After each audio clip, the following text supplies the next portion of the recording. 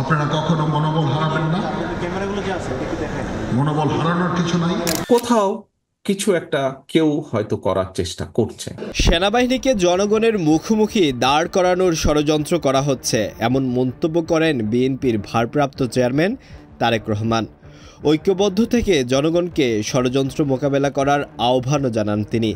এদিকে সেনাবাহিনীর প্রধান জেনারেল ওয়াকার উজ্জামান বর্তমান পরিস্থিতিতে সেনাবাহিনীর ভূমিকার প্রশংসা করে বলেছেন, দেশ ও জাতি চিরকাল সেনাবাহিনীর অবদান স্মরণ রাখবে। এসএসএফ স্পেশাল সিকিউরিটি ফোর্স টাকা দিয়েছেন এবং এই সমস্ত ব্যাংকাররা টাকা দিয়েছেন। আমরা সেনাবাহিনীর তরফ থেকে টাকা খরচ করছি। সোমবার ঢাকা সেনানিবাসে অনুষ্ঠিত এক বিশেষ বৈঠকে সেনা কর্মকর্তাদের উদ্দেশ্যে তিনি এই মন্তব্য করেন। ঢাকা সেনানিবাসে সরাসরি উপস্থিত কর্মকর্তাদের পাশাপাশি অনলাইন মাধ্যমে ঢাকার বাইরে সেনা কর্মকর্তারাও এতে যুক্ত ছিলেন। সাম্প্রতিক সময়ে দেশ জুড়ে নানা গুজব ও অপপ্রচার ছড়ানো হচ্ছে উল্লেখ করে সেনাপ্রধান বলেন, অনেকে উদ্দেশ্য প্রণোদিতভাবে ভুল তথ্য ছড়াচ্ছে, এতে বিভ্রান্ত হওয়া যাবে না। জরুরি অবস্থা জারি নিয়ে ছড়ানো তথ্য ভিত্তিহীন। চেষ্টা করে যাব এবং এই আর্থিক সাহায্য সহযোগিতা সবসময় আপনাদের প্রতি আমাদের জারি থাকবে ইনশাআল্লাহ। আপনারা কখনো মনোবল হারাবেন না। মনোবল হারানোর কিছু নাই। তিনি সেনা সদস্যদের সতর্ক করে বলেন, উস্কানিমূলক বক্তব্য প্রতিক্রিয়া দেখানো যাবে না, এমন কোনো কিছু করা যাবে না যাতে উস্কানিদাতাদের লক্ষ্য বাস্তবায়িত হয়। ঈদুল ফিতরকে কেন্দ্র করে দেশের আইন শৃঙ্খলা পরিস্থিতির উপর বিশেষ গুরুত্ব দেওয়ার আহ্বান জানান তিনি।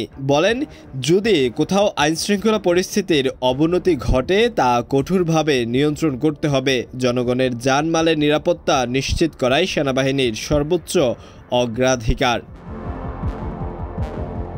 বৈঠকে তিনি সম্প্রতি জাতিসংঘ মহাসচিব অ্যান্তোনিও গুতেরেসের বাংলাদেশের সফরের বিষয়টি তুলে ধরেন।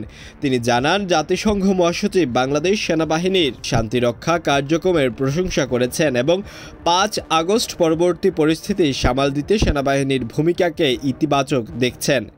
এছাড়া সম্প্রতি যুক্তরাষ্ট্রের সিনেটর গেরি পিটার্সের সঙ্গে তার সৌজন্য সাক্ষাতের প্রসঙ্গ উল্লেখ করে সেনাপ্রধান বলেন, সেনাবাহিনীর পেশাদারিত্ব ও শৃঙ্খলার বিষয়ে যুক্তরাষ্ট্রের পক্ষ থেকেও সন্তুষ্ট প্রকাশ করা হচ্ছে।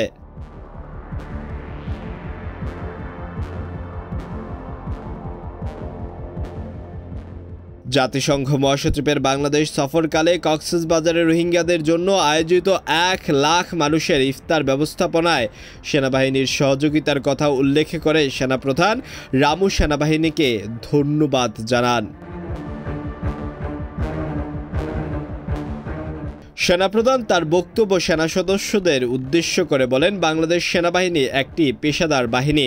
আমরা দায়িত্ব ও শৃঙ্খলার সঙ্গে কাজ করি। সরকার এবং জনগণ আমাদের কার্যক্রম সম্পর্কে জানে ও বিশ্বাস রাখে। এ সময় তিনি দৃঢ় প্রত্যয় ব্যক্ত করে বলেন, যে কোনো পরিস্থিতিতে সেনাবাহিনী দেশের শান্তি, স্থিতিশীলতা ও নিরাপত্তা রক্ষায় সর্বোচ্চ ভূমিকা পালন করবে।